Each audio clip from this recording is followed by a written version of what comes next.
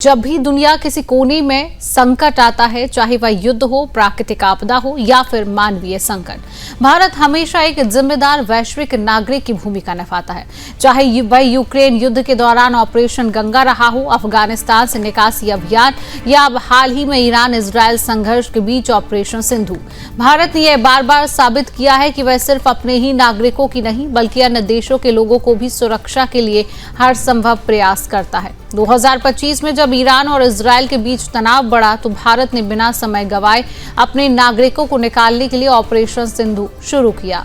लेकिन यह सिर्फ भारत के नागरिकों तक सीमित नहीं रहा। नेपाल और श्रीलंका जैसे पड़ोसी देशों ने जब अपने नागरिकों के लिए भारत से सहायता मांगी तो भारत ने उसी तत्परता और मानवीय दृष्टिकोण के साथ उन्हें भी अपने अभियान में शामिल किया। भारत की यह नीति वसुधैव कुटुंबकम अर्थात संपूर्ण विश्व एक परिवार है, कागजी आदर्श नहीं बल्कि हर अंतर्राष्ट्रीय संकट में क्रियात्मक रूप से दिखाई देती है। यही कारण है कि श्रीलंका ने भारत के प्रति सार्वजनिक रूप से धन्यवाद जताया और नेपाल ने भी राहत की सांस ली। भारत ने सिर्फ अपने सीमावर्ती मित्र देशों को ही नहीं, दुनिया के कई कोनों में फंसे नागरिकों को संकट से बाहर निकालने में सहायता दी है। ऑपरेशन राहत 2015 यमन, ऑपरेशन मैत्री 2015 नेपाल भूकंप, ऑपरेशन देवी शक्ति 2021 अफगानिस्तान, ऑपरेशन गंगा 2022 यूक्रेन और अब ऑपरेशन सिंधु। ये सब उदाहरण हैं कि भारत किसी का धर्म, जाति या राष्ट्रीयता नहीं देखता, सिर्फ इंसानियत को प्राथमिकता देता है। ये विडंबना ही है कि भारत जो हर बार दिल खोलकर मदद करता है, उसी के कुछ पड़ोसी देश समय समय पर उसकी पीठ में छुरा घोंपते हैं। कभी संयुक्त राष्ट्र में भारत विरोधी प्रस्तावों का समर्थन, कभी आतंकियों को पनाह देना, तो कभी चीन के साथ मिलकर भारत की सीमाओं पर तनाव बढ़ाना। ऐसे कई उदाहरण हैं जहां भारत की अच्छाई का जवाब द्वेष से मिला है।